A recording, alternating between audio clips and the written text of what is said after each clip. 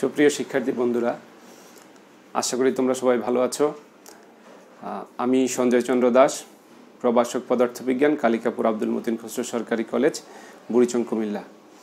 আজকের ক্লাসে আমি তোমাদেরকে দেখাবো স্থিরতড়িৎ অধ্যায় থেকে তড়িৎ ধারকত্ব এবং পরিবাহী ধারক সম্পর্কে।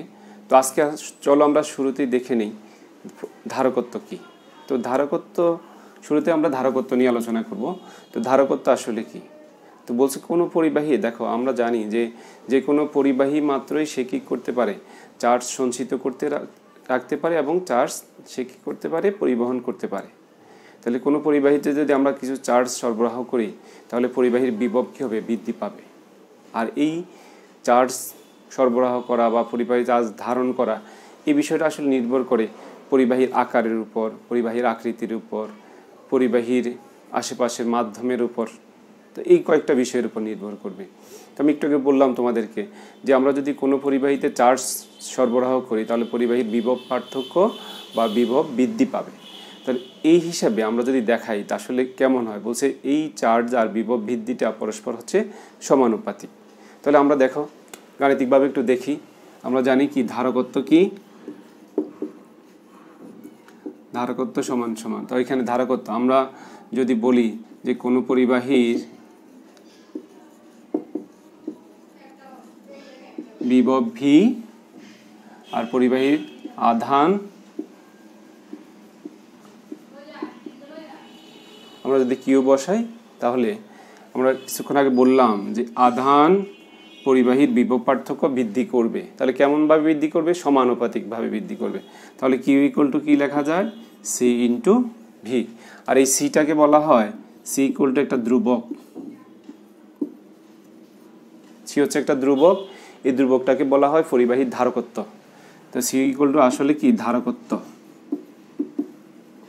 কোন একটা পরিবাহীর ধারকত্ব হচ্ছে সি দ্বারা প্রকাশ করব। এখন এখানে দেখো ভি ইকুয়াল টু 1 হলে আমরা কি লিখতে পারি, কিউ ইকুয়াল টু সি। তো এখান থেকে আমরা সংজ্ঞা দিতে পারবো যে আসলে ধারকত্ব কি। তো দেখো তোমরা, আমরা বলছি বিভব ভি ইকুয়াল টু 1, তার মানে কি কোনো পরিবাহীর বিভব একক বা একক পরিমাণ বৃদ্ধি করতে হলে পরিবাহীর মধ্যে যে পরিমাণ আদান জমা রাখতে হবে বা আদান দিতে হবে সেটাকে বলা হয় ওই পরিবাহীর ধারকত্ব। ঠিক আছে, তো ধারকত্ব। তো এখান থেকে আমরা তাহলে ধারকত্ব সংখ্যাটা দিলাম। এখন দেখো এই সমীকরণ থেকে আমরা লিখতে পারি আবার সি ইকুয়াল টু হচ্ছে কিউ বাই ভি। তাহলে দেখো কিউ ইকুয়াল টু হচ্ছে কুলম, তাহলে 1 কুলম ডিভাইডেড বাই 1 ভোল্ট, অর্থাৎ 1 coulomb per volt equal to হচ্ছে 1 এফ। এফ মানে এখানে ফ্যারাড। তাহলে ধারকত্বের একক কি বলতে পারবো আমরা, কুলম পার ভোল্ট বা 1 ফ্যারাড। তো ধারকত্বের একক কুলম পার ভোল্ট বা ফ্যারাড এককে আমরা ধারকত্ব প্রকাশ করব। এখন এই ধারকত্ব আমরা জানলাম, তাহলে ধারক কি? তাহলে ধারক কি আমরা চলো দেখি যে ধারকটা আসলে কি।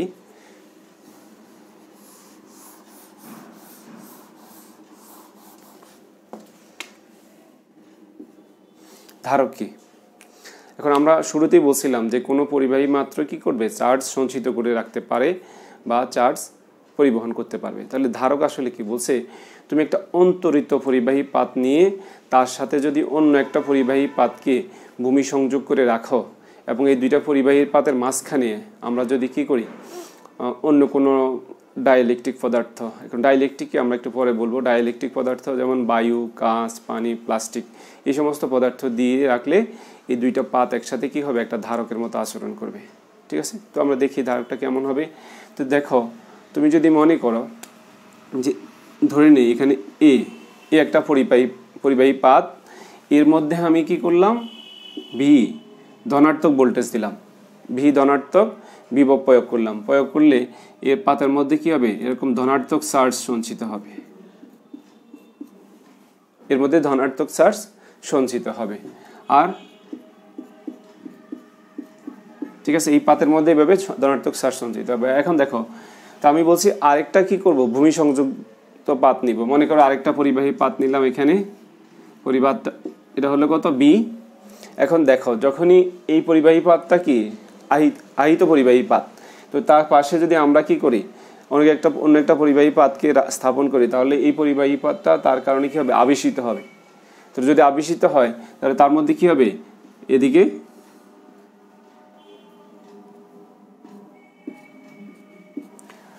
এ ধরনের কি হবে, ঋণাত্মক আদান তৈরি হবে। আর এর বাইরের পৃষ্ঠে, এই পরিবাহীটার বাইরের পৃষ্ঠে এরকম ধনাত্মক আদান,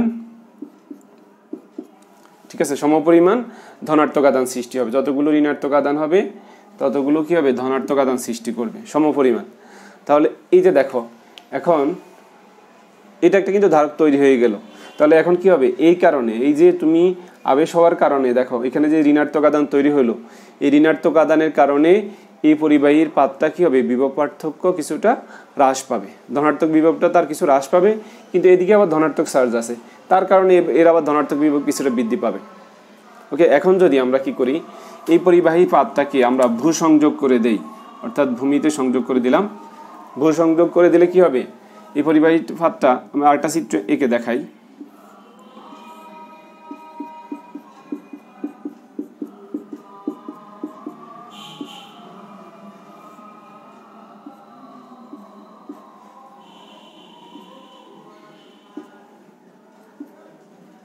আচ্ছা, এখন যদি আমি এই পরিবাহী পাতটাকে ভূমি সংযোগ করে দেই, তো ভূমি সংযোগ করে দিলে এরকম হবে, অর্থাৎ এই প্লাস চার্জগুলো সব কি হবে, ভূমিতে চলে যাবে। ঠিক আছে, এই ধনাত্মক দানগুলো সব কি হবে, ভূমিতে চলে যাবে। ফলে কি হবে, এর মধ্যে একটা এই এ এবং বি, এই দুইটা পরিবাহী পাতের মধ্যে একটা বিভব পার্থক্য সৃষ্টি করবে। তো আমরা যদি এই প্রক্রিয়ায় আরও বেশি পরিমাণ চার্জ জমা রাখতে চাই বা বেশি পরিমাণ বিভব পার্থক্য আরও বৃদ্ধি করতে চাই, তাহলে কি হবে, এই পাতের মধ্যে অর্থাৎ এই পাতের বিভব পার্থক্য আরও বৃদ্ধি করতে হবে। এই পাতের বিভব পার্থক্য যত বৃদ্ধি করব, সেই অনুপাতে কি হবে, এই দুইটার বিভব পার্থক্য আস্তে আস্তে বাড়তে থাকবে। এটা হচ্ছে ধারক। তো এই ধারকের কাজ কি আসলে বলছে, ধারক মূলত হচ্ছে তড়িৎ আদান হিসাবে চার্জ সঞ্চিত করে রাখতে পারে। তো একটা ধারককে তুমি দেখলে কিভাবে চিনবা, স্যাম্বল কেমন হবে, প্রতীক কেমন হবে? তো বলছে একটা ধারক আসলে এরকম হবে।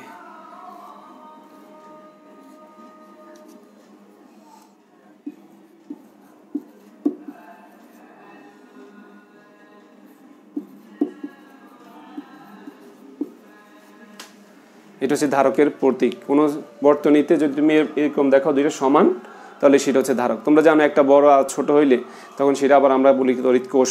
ঠিক আছে, এটা যেমন এটা এর কি, এর হচ্ছে তড়িৎ কোষ, আর এটা হচ্ছে ধারক। দুইটার মধ্যে পার্থক্য বুঝতে হবে। ঠিক আছে, তাহলে এখন আসো, এই ধারকগুলো বিভিন্ন রকমের হয়। কেমন হয় বলছে, সমান্তরাল পাতধারক হইতে পারে, গোলাকার পাতধারক হবে, চুঙ্গাকৃতির ধারক হইতে পারে। তো আমরা আজকে এখানে সমান্তরাল পাতধারক এবং গোলাকার পাতধারক নিয়ে তোমাদের সামনে আলোচনা করব। তো চলো দেখি সমান্তরাল পাতধারক।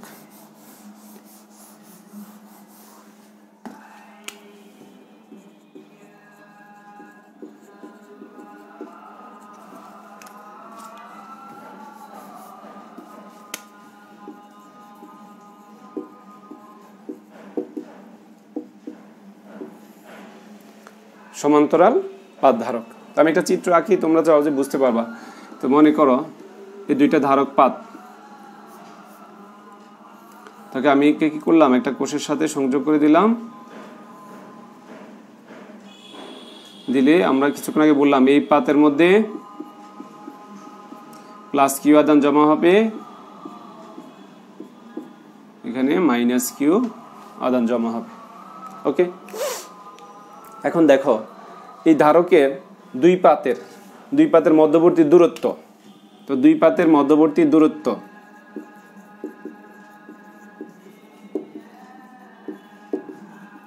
ইকুয়াল টু হচ্ছে ডি। দুই পাতের মধ্যবর্তী দূরত্ব হচ্ছে ডি, আর প্রতি পাতের ক্ষেত্রফল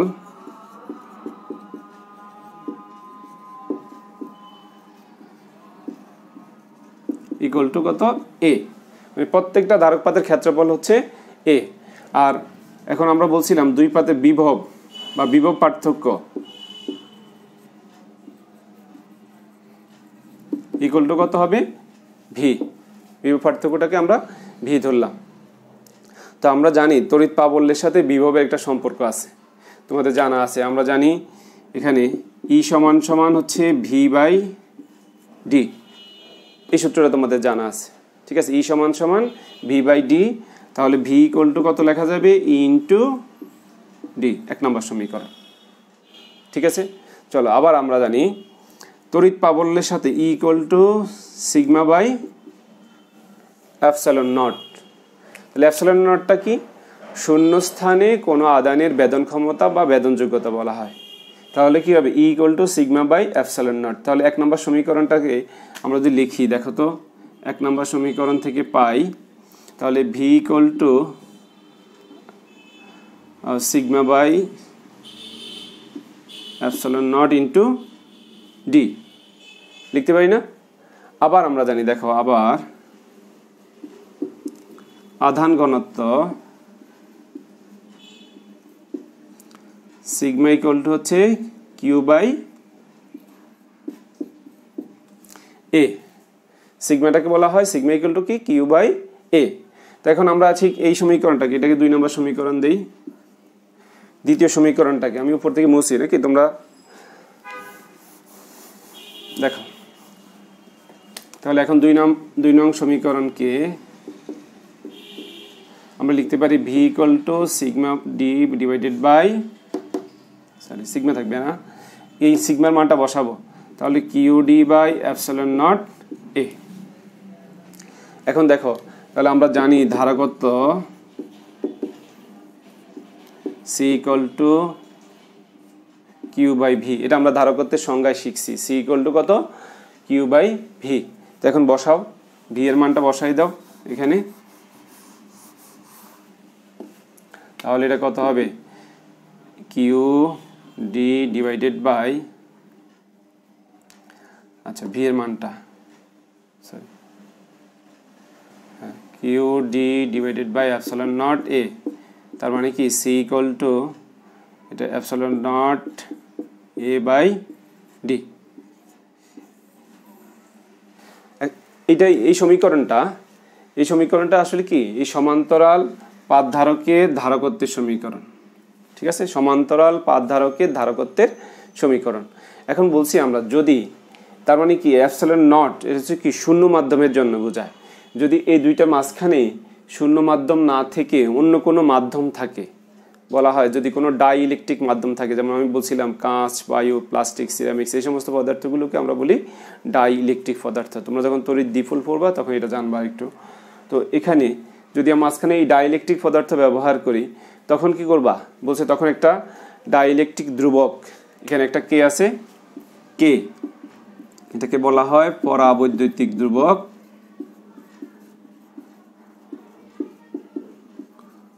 বা ডাইইলেকট্রিক ধ্রুবক। অর্থাৎ মাঝখানে যদি আমি অন্য কোনো পদার্থ ব্যবহার করি তখন আমি এই কে ব্যবহার করব। তো সি ইকুয়াল টু হচ্ছে কত, এপসাইলন নট কে এ বাই ডি, এই সূত্রটা আমি লিখতে পারি।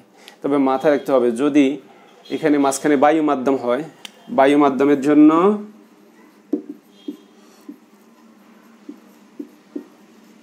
বায়ু মাধ্যমে এই কে ইকুয়াল টু হচ্ছে 1.0005 আর শূন্য মাধ্যমে কে ইকুয়াল টু, যদি এই C equal to epsilon naught কে এ বাই ডি, তাহলে এই সমীকরণ থেকে আমরা দেখতে পারি, দেখো এখানে এ ডি এবং কে, আর এপসাইলন নট কিন্তু কনস্ট্যান্ট, কে একটা কনস্ট্যান্ট, ঠিক আছে, কে একটা ধ্রুবক, কিন্তু কে ধ্রুবকটা আবার কি করে মাধ্যম ভেদে কে এর মানটা পরিবর্তন হয়। তাহলে ধারকত্ব আসলে কোন বিষয়গুলোর উপর নির্ভর করবে, তাহলে ধারকত্ব 1 নম্বর কথা হচ্ছে এ বলতে কি ধারকের এই দুই পাতের ক্ষেত্রফলের উপর নির্ভর করবে। অর্থাৎ ধারক পাতগুলো যদি বড় হয়, ধারক পাত যত বড় হবে তার ক্ষেত্রফল তত বেশি হবে। তারপরে দেখো ডি মানে কি ধারকের এই দুই পাতের মধ্যবর্তী দূরত্ব। এখন এই ধারক পাতগুলো, তাহলে ডি এর সাথে কি ব্যস্তানুপাতিক সম্পর্ক না সি এর, তো যদি এই দূরত্ব যত কম হবে ধারকত্ব তত কি হবে, বেশি হবে। তারপর হচ্ছে কি কে মানে কি একটা ডাইইলেকট্রিক মাধ্যম বা পরাবৈদ্যুতিক মাধ্যম। তাহলে আমি বলছি যদি মাধ্যম পরিবর্তন করে দাও, দেখো শূন্য মাধ্যম হলে এর মান 1, বায়ু মাধ্যম হলে 1.005, অন্য কোনো মাধ্যম যদি বসাও আস্তে আস্তে তার ডাইইলেকট্রিক কনস্ট্যান্টটা আস্তে বৃদ্ধি পেতে থাকবে, তার মানে ধারকত্ব বৃদ্ধি পাবে। তাহলে এইভাবে আমরা জানতে পারি। তো এখন আসো গোলাকার পাত ধারকের ধারকত্বটা একটু দেখাই।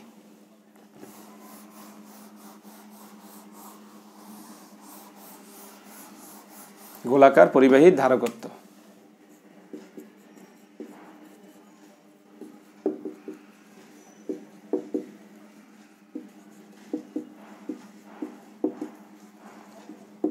তো গোলাকার পরিবাহীর ধারকত্ব। এখন দেখো মনে করো আমরা জানি সি ইকুয়াল টু হচ্ছে কিউ বাই ভি।